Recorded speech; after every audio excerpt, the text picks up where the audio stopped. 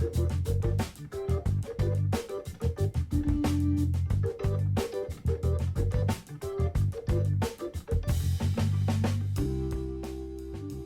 everyone and welcome to my first retro review, Gazetteer. It's been a busy summer and there are so many things I wanted to talk about that I thought I'd get 4 of them done in one video, hence the Gazetteer format. In this video I want to do a review of the very excellent retro RPG Basic Fantasy. It's been around since 2004 and has stood the test of time, so I'm going to take a look at what makes this retro D&D game stand out above the rest. I'm also going to take a look at the Tome of Beasts. I've been wanting to get my hands on this one for quite a while and pour through its beastly innards, and I'm excited about what I've found within. Next, D&D Beyond. The character creator is up, and given my thoughts on Wizards of the Coast's lackluster digital presence, I thought I'd give my thoughts on what they've come up with. Lastly, Dark Tower. No, not the new Stephen King adaptation coming out, but this Dark Tower, a plastic chunk of Milton Bradley 80s goodness, reimagined in Hearst Arts plaster. So, that's a lot to cover. Let's get started. First up, Basic Fantasy. Wow, I really only delved into this game system recently, and I'm glad I did. This retro emulator harkens back to the red and blue Tom Moldvay edition of Basic Expert Dungeons & Dragons, though within its 165 pages is a complete game. If you are familiar with the Moldvay version of Basic D&D, then you pretty much already know how to play this game. However, as with a lot of these retro clones, there are a few interesting rules changes and tweaks that take into account some rule innovations in the last few decades, and in my mind, they add greatly to the game's playability and overall experience.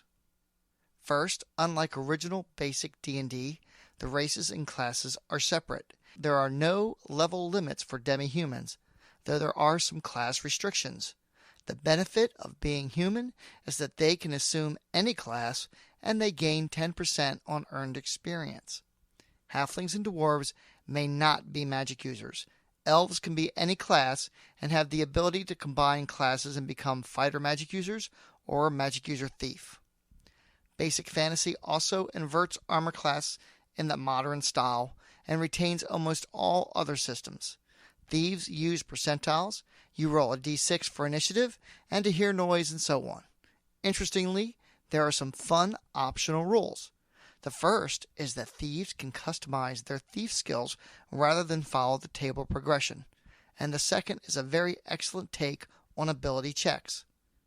As you can see by this table here, as a normal man or first level character, your basic difficulty for a check is 17. And then it decreases every 2 levels thereafter to level 20. I think this is very clever in its simplicity and ease of application, and a great substitute for a skill system. It definitely reminds me a little bit of the Siege engine system from Castles and Crusades. Now the basic system, pun intended, comes with 4 core classes: Fighter, Magic User, Cleric, and Thief, and the 4 core races: Human, Elves, Dwarves, and Halflings. But there is a lot more to this game than that, as it is still very active and has an excellent dedicated website. And let me pause a moment and talk about one of the coolest features of this system. It's absolutely free. That's right. You can just go to the website, which I've included a link to in the description, and download the game and all the expansions. However, that's not all. You can get a very nice printed copy of the game at cost from Lulu or Amazon. And let me just say the printed copies are just great. Perfect bound with glossy cover. I got mine delivered with shipping in about 2 days from Amazon Prime. Forget this, $4.50. Yeah, considering that this is a great, very playable game, it's a stunning deal. At this cost, you can just buy several copies to have on hand for your friends during play. If you're a game master, you'll also want to pick up the Basic Fantasy Field Guide of Creatures Malevolent and Benign. which adds a ton more creatures to the game system. And while you're at it, perhaps pick up a few adventure modules. There are some throwbacks, which are takes on classic modules. The Chaotic Caves, Monkey Isle, and the massive Saga of the Giants, which obviously emulate the Keep on the Borderlands, Isle of Dread, and Against the Giants. However, the original modules for the Glane campaign, Morgan's Fort, Fortress Tomb and Tower, and Strongholds of Sorcery are worth a look. I'd also like to mention that author Chris Gonnerman's attention to detail is what makes this clone such a gem. The rule set is amazingly concise and well explained, with examples in just the right places and rule clarifications right where they should be. For us old school grognards, it's those little details we really appreciate. Chris even uses the same font, the Soutane font, that Moldvay used in the original basic set to help bring in some of that retro crunchy goodness. Now, as I said, the rules as presented are complete. You can get the basic core book and never anything else if that's what you desire. But if you want a bit more, the website has it in spades. They're well balanced and rules for more classes: rangers, paladins, druids, assassins, barbarians, illusionists, necromancers, scouts, and more. There are more races, gnomes, half-elves, and half-orcs, and so on. All of it free to download on their website. All in all, there is enough here to keep you busy for years, all excellently edited and fully compatible with basic D&D. A few years ago, I did a comprehensive review on the basic set in the world of Mystara. If you are a fan of that setting and would like a more modern take on the rule system, but with the benefit of easy backwards compatibility, Basic Fantasy fits the bill.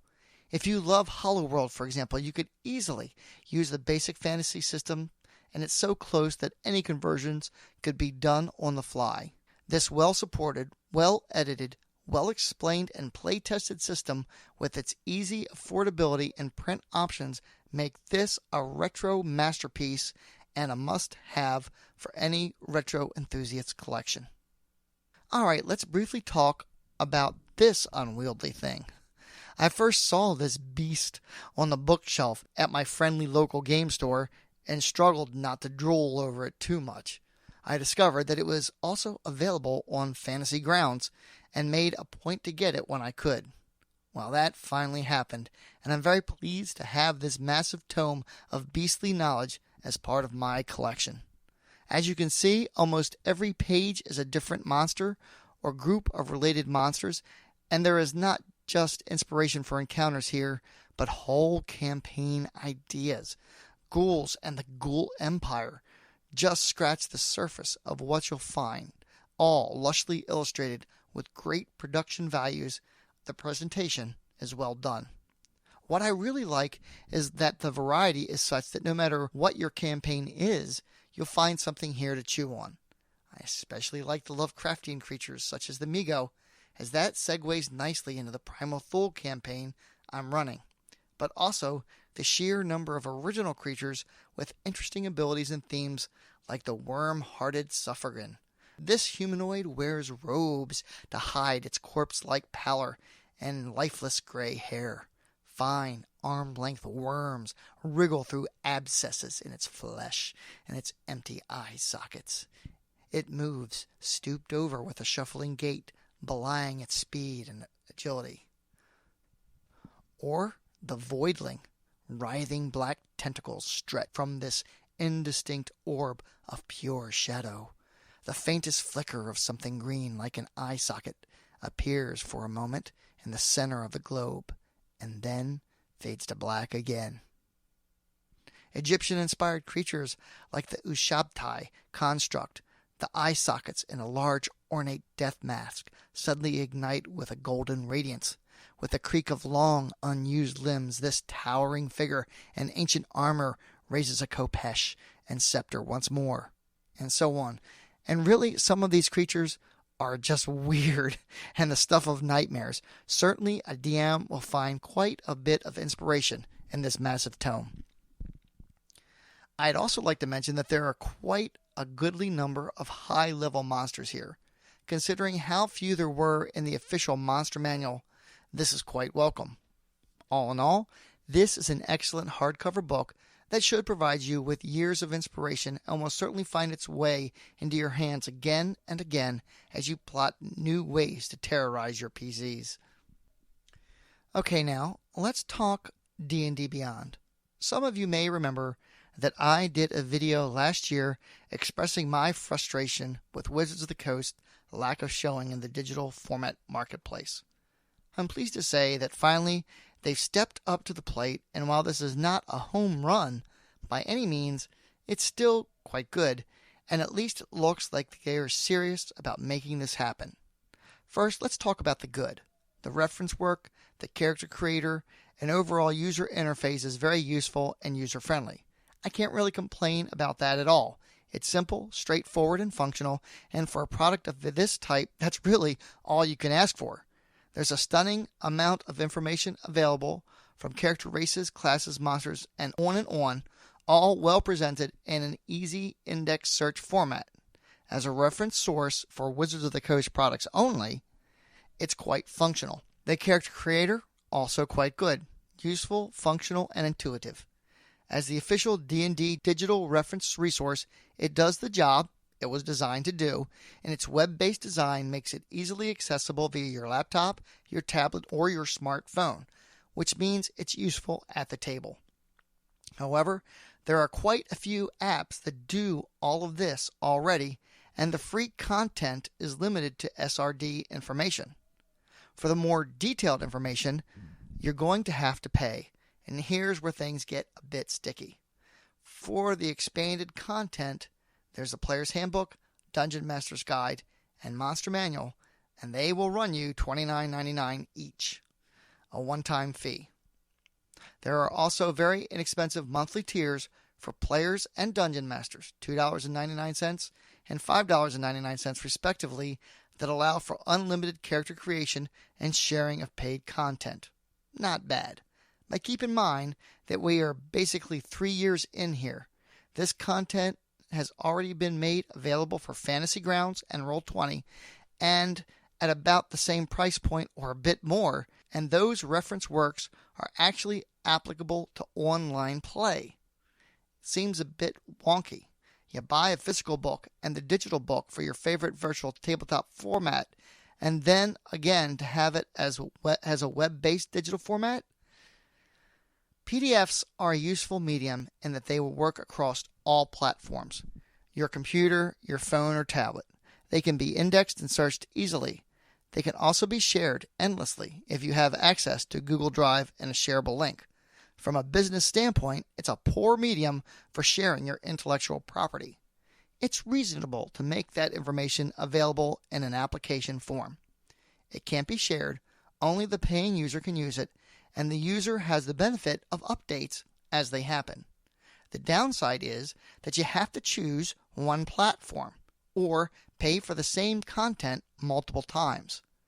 So there are a few kinks to still work out in regards to the pay model for this application, but on its own it does what it's supposed to do, and for those wanting this type of content, it's a good deal. In time, let's hope that Wizards of the Coast works out a pay structure for those who purchase the digital content on another medium. I'd also like to point out that effective August 15th, Fantasy Grounds is dropping their prices to bring their D&D products in line to reflect the new pricing structure of D&D Beyond.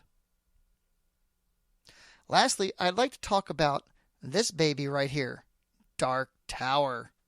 Christmas 1981. I begged my grandmother for this thing, and bless her, she knew of my obsession with D&D and wrapped it up and placed it under the Christmas tree.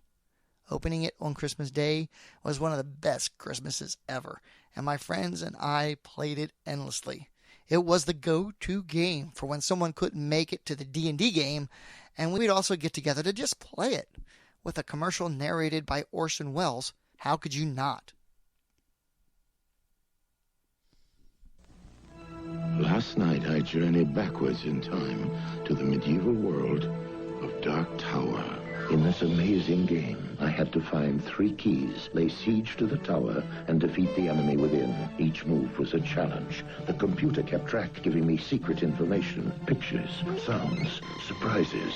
Then, ahead of my opponent, I made my move. The battle was joined, and I was victorious.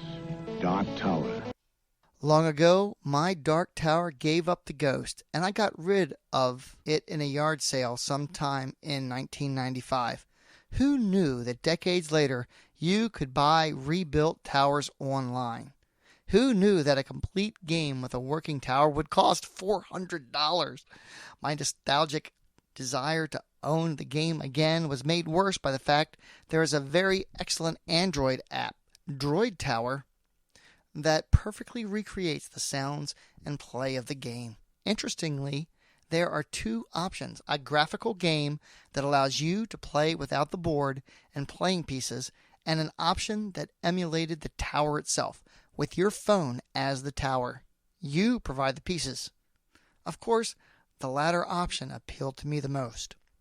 It's at this point that my obsession with Hearst Arts comes into play, because it occurred to me after I built my dice tower that there was no reason I couldn't make my own Dark Tower and fashion it in such a way that I could insert my phone and take the emulation to the next level. Over the next several months, I started looking for deals on eBay to get my hands on various playing pieces, the buildings and the board itself. Interestingly, by sheer luck, I still have my dragon from the game I owned in the 80s. Finally, I'd assembled everything I needed to play: inventory cards, buildings, the board itself, and what I couldn't get directly, I substituted, most notably the game tokens and Pegasi markers. After that, all that was left was to carefully assemble the tower, which is a combination of Hearst Arts pieces, foam core insulation, and model rocket tubes and nose cones. I have to say, I'm really kind of pleased with the results, and my homemade tower has no moving pieces in it, so it should last quite some time.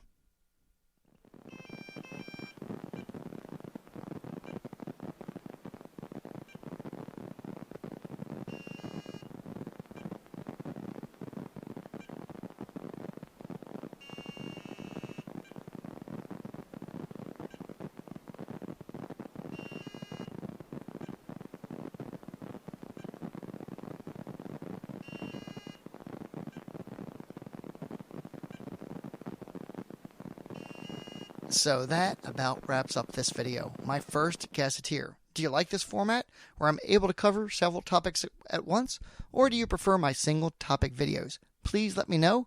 Tell me about your own Dark Tower stories.